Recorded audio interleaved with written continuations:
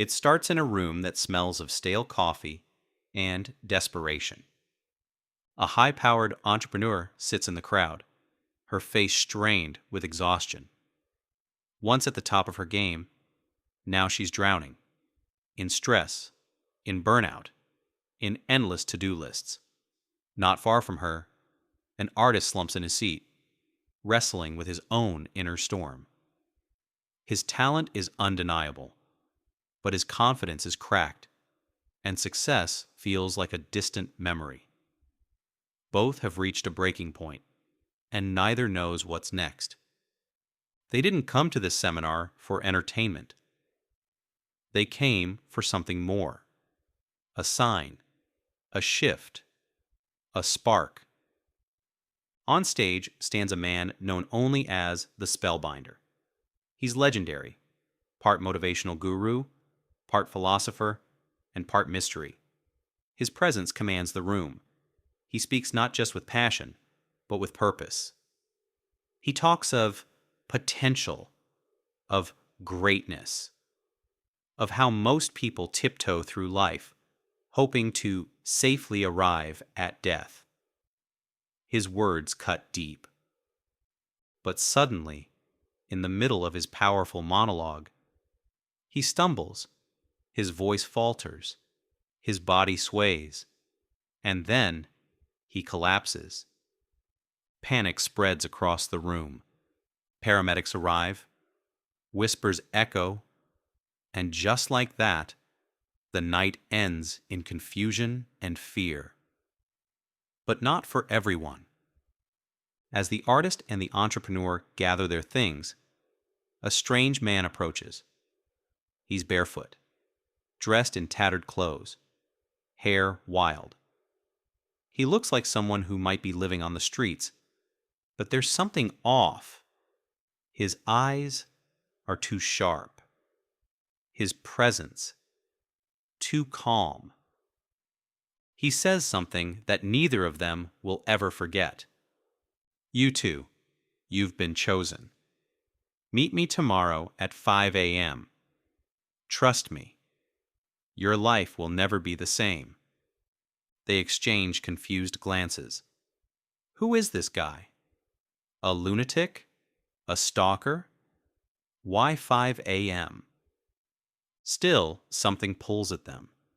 Curiosity, desperation, fate. Against their better judgment, they both show up.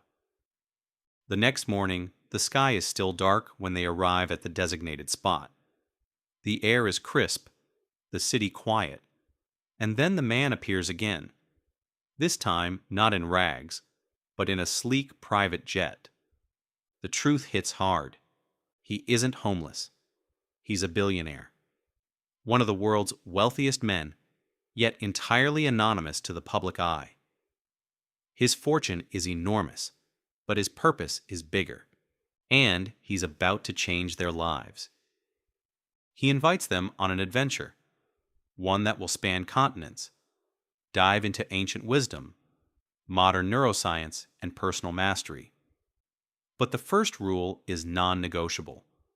You must rise at 5 a.m. every single day. Because the hours before the sun rises, that's where magic lives. He calls it the victory hour, a sacred 60-minute window that holds the power to transform your mindset, body, and spirit. No distractions, no notifications, just you, your goals, and the silence of a world still asleep. Both the entrepreneur and the artist hesitate. It sounds crazy, extreme, but then again, what they've been doing hasn't been working. And deep down, they know. Maybe, just maybe, this is what they've been searching for. So they agree. As the jet takes off and the sun peeks over the horizon, the journey begins. Not just to new places, but into a new way of thinking, a new way of living. Because as they'll soon discover, the secret to an extraordinary life isn't found in some complicated system, or expensive retreat. It's in reclaiming your mornings. And in that quiet hour before the world wakes up, everything begins to change. Before the private jet, before the 5 a.m. wake-ups, before the mentorship with the billionaire, it all started with the words of the spellbinder. Though his seminar ended in chaos, his message planted a seed, one that began to grow in the minds of both the artist and the entrepreneur. His voice, though cracked with age, carried the power of raw truth. And now, as they soar thousands of feet above the ground in the billionaire's jet, they begin to revisit what he had tried to teach them that fateful night. The spellbinder had warned the crowd. We are addicted to distraction, drowning in digital noise, chained to urgency, and because of it, we've forgotten how to live. He spoke of people who are busy being busy, but getting nowhere. People chasing money, status, likes, applause, only to find themselves lonely, anxious, and empty. The world needs heroes, he said. Not celebrities, not influencers, but real heroes, people brave enough to do the inner work. He talked about greatness, not the kind measured by titles or bank accounts, but by self-mastery, and how most people never reach it. Not because they aren't capable, but because they're too afraid to leave their comfort zones. Change is hard at first, messy in the middle, and gorgeous at the end.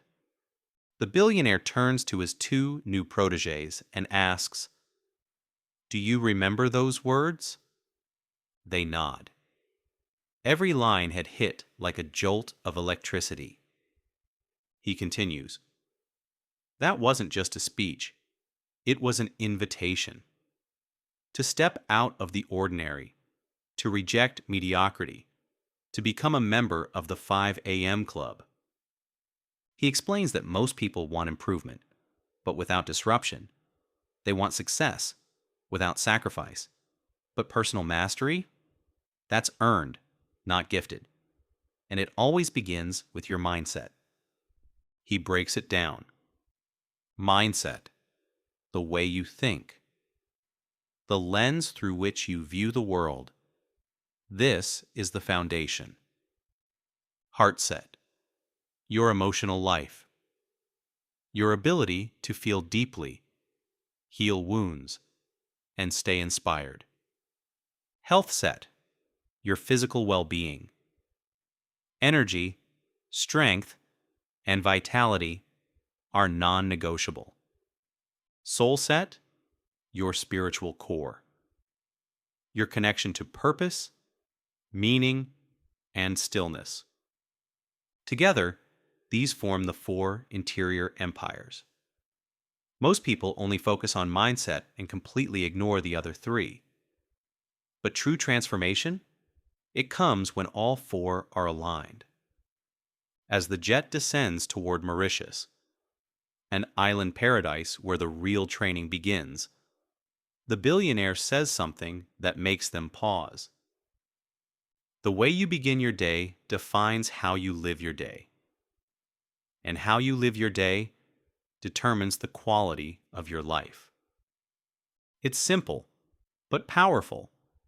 Most people wake up reactive, slamming snooze, checking emails, rushing through traffic, already anxious before breakfast. Their days are driven by other people's demands. Not purpose, not design, but what if you reclaimed the first hour of your day? What if, instead of chaos, you chose calm? Instead of consumption, you chose creation? That's what the spellbinder wanted them to see. That's what the billionaire is now here to teach. And as the plane touches down and the ocean sparkles outside the window, one thing becomes clear. This isn't going to be a vacation. It's going to be a rebirth. The 5 a.m. Club isn't just a schedule. It's a philosophy, a decision to rise while the world sleeps and do the inner work that leads to outer excellence. The artist and entrepreneur look at each other, unsure, nervous, but ready. Because sometimes the greatest adventures begin when you decide to stop being who you've always been and step into who you're meant to become. The island is breathtaking. Palm trees sway in the soft breeze. Waves kiss the shoreline with a rhythmic calm. But the artist and the entrepreneur don't notice the view. Not yet. Their minds are racing with questions. Why them? Why now? And what does this strange billionaire actually want? He doesn't delay. The very next morning, before the first sliver of sunlight breaks the horizon, he wakes them up. 5 a.m. sharp. No excuses, no compromises. Still half asleep, they shuffle out to the veranda. He's already there, barefoot, holding a journal in one hand and a glass of water in the other. His energy is quiet but undeniable, like someone who's mastered his world from the inside out. He smiles. Welcome to the club. And so the real work begins.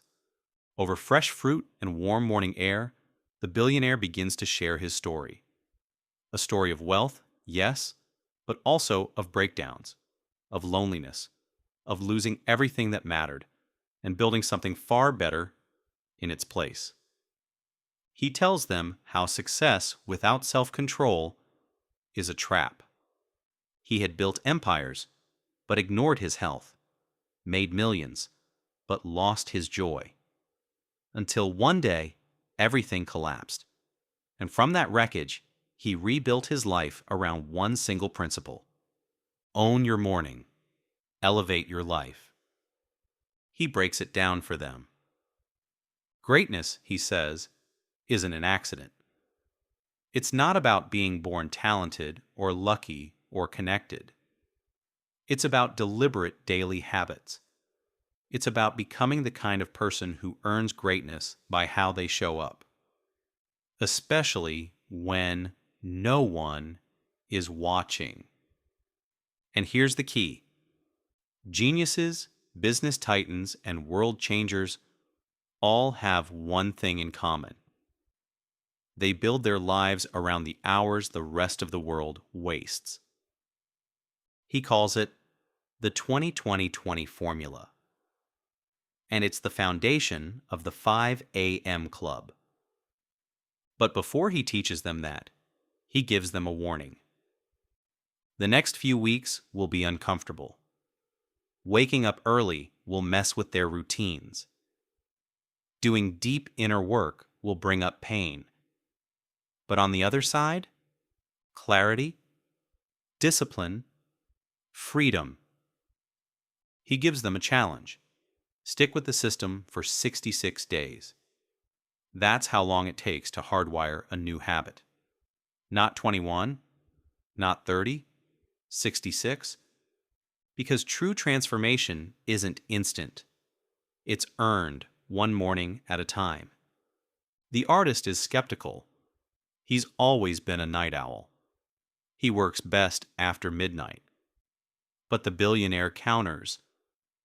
That's a story you've told yourself, not a truth. And if your current habits gave you the life you wanted, you wouldn't be here. Oof. That one hits deep. The entrepreneur, on the other hand, is intrigued. She's tired of spinning plates, of always being busy but never fulfilled. She's ready to try something radical. And so they begin. Each morning, the billionaire guides them through more than just routines. He teaches philosophy, neuroscience, the psychology of peak performance.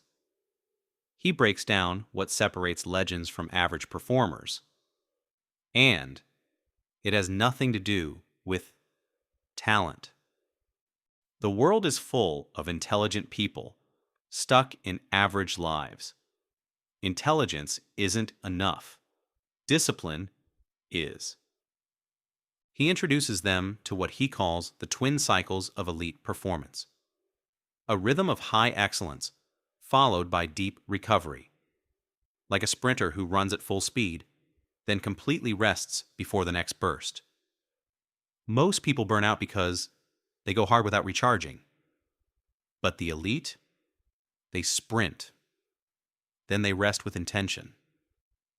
Every concept he shares is grounded in one belief. If you want to live like few do, you must be willing to do what few are willing to do. And most people? They're not willing to get uncomfortable. They'd rather hit snooze and settle for average than rise early and pursue mastery. The artist starts to get it. The entrepreneur begins to feel it. They're waking up. Not just physically, but emotionally, spiritually, intellectually. They're no longer chasing hacks or shortcuts. They're building foundations. And for the first time in a long time, both of them start to believe that maybe, just maybe, they were meant for something greater. But this is only the beginning, because tomorrow, the billionaire promises to teach them the secret weapon behind the world's most productive, creative, and fulfilled people. And it all happens in the first hour of the day. It's still dark when the alarm goes off. No one likes waking up at 5 a.m. Not at first, but the artist and the entrepreneur are beginning to understand. This early hour holds a kind of magic, a quiet power, a head start on the rest of the world. And today, the billionaire promises to reveal the structure behind it all, the method he calls the 20-20-20 formula. It's simple, but it's also revolutionary. 60 minutes, 3 blocks. One powerful transformation. They sit across from him on a quiet balcony, the sky just starting to lighten. He writes on a whiteboard, breaking down the hour that changed his life, and could change theirs too. The first 20 minutes. Move.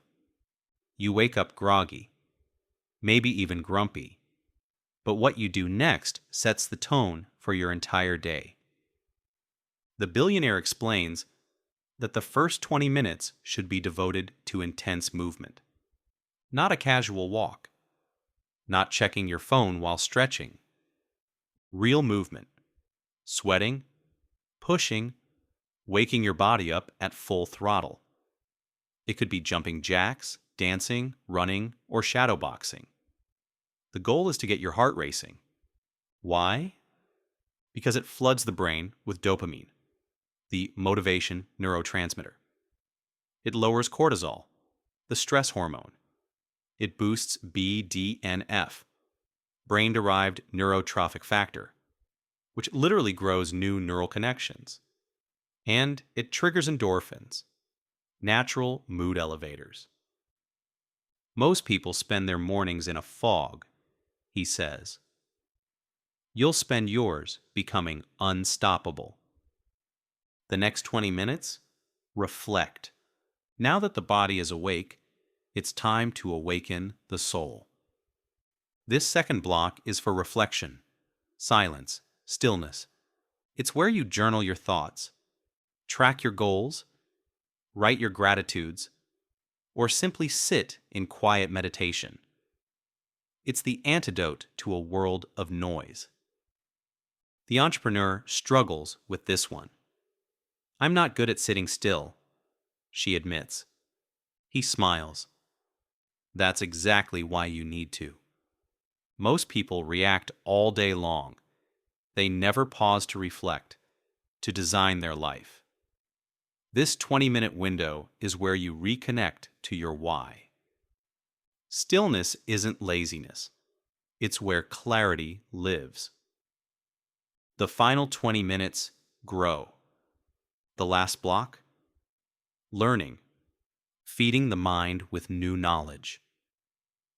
This is where legends are made. Read a book, listen to a podcast, study a biography. Anything that helps you grow mentally, emotionally, strategically.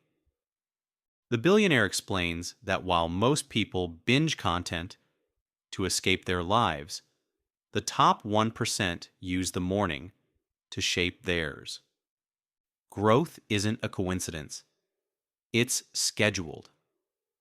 By the time this hour ends, at just 6 a.m., the artist and the entrepreneur have already done more for their body, mind, and spirit than most people do all day. And here's the genius part. This system is flexible.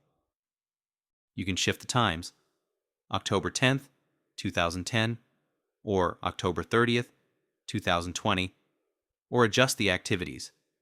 But the key is intention. Start the day by moving, reflecting, and growing. Every single morning. The artist starts to feel different, clearer, braver. The entrepreneur begins noticing her anxiety shrinking, her focus sharpening. What used to feel impossible, waking up early, being consistent, making time for herself, now feels like a lifeline. They're no longer at the mercy of their schedules. They're in control, and that changes everything. Because when you win the morning, you don't just improve productivity. You reclaim your power. You build self-respect. You rise above the noise. And in a world that's constantly pulling you in every direction, being grounded is your competitive edge. The billionaire leans back, his voice softer now. This isn't just about being more efficient. It's about becoming more you, the highest, truest version. And as the first rays of sunlight break across the sky, both the artist and the entrepreneur realize something. The 5 a.m. club isn't a routine. It's a revolution. The days pass quickly on the island, but the transformation runs deep. Each morning, the artist and entrepreneur rise at 5 a.m. They move, they reflect, they learn. The 20-20-20 formula becomes second nature. What once felt like punishment now feels like power. But the billionaire knows that habits alone won't carry them forward. Not for a lifetime. So he begins to teach them something even deeper. Your morning routine is just the gateway, he says. What matters most is what you do with the person you're becoming. He introduces the concept of life design because most people live reactively, responding to emergencies, chasing deadlines, measuring their value by how busy they are. But the people who change the world, they design their days around what matters most. He draws a simple triangle in the sand and labels its corners. Health. Without it, nothing else works. Wealth. Not just money, but freedom. Impact. The legacy you leave behind. Balance these three, and you're unstoppable. Neglect any one of them, and the whole system wobbles. The tight bubble of total focus. He teaches them the value of deep work. In a distracted world, the ability to focus is a superpower. He calls it the tight bubble of total focus. A period each day where you do your most important work without interruptions, without notifications, without compromise. It's where breakthroughs happen. The billionaire shares how he built empires by protecting these sacred blocks of time, and how he scheduled joy and recovery with the same discipline. Productivity without peace is failure in disguise. The twin cycles revisited. He revisits the twin cycles of elite performance. High excellence, followed by deep recovery. Most burn out because they never stop sprinting. But high performers? They train like athletes. Periods of intensity balanced by rest, reflection, play, even boredom. That's how you sustain brilliance over decades, not just months. The artist realizes he's been chasing inspiration, waiting for motivation to strike. But now he sees it's not about waiting.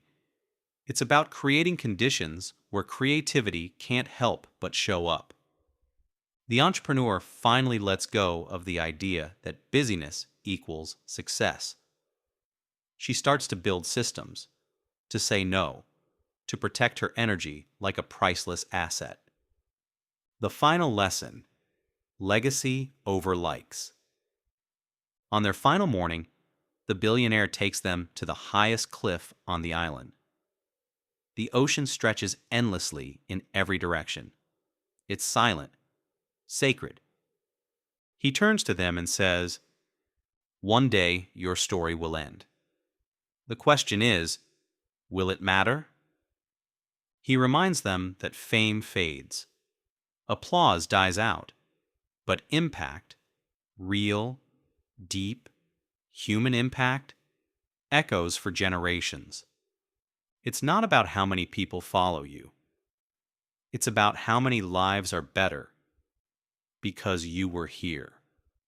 And the only way to build that kind of legacy is to start now, to show up before the sun, to do the hard work no one sees, to keep the promises you make to yourself. That's what the 5 a.m. Club is really about. Not just early mornings, not just productivity hacks, but becoming the kind of person who doesn't wait for life to happen. They design it. As the plane lifts off the island and heads back to the noise of the world, the artist and the entrepreneur are no longer the same people who sat in that seminar room weeks ago. They carry with them more than lessons. They carry clarity, control, conviction, because once you learn to own your morning, you realize you can own your life.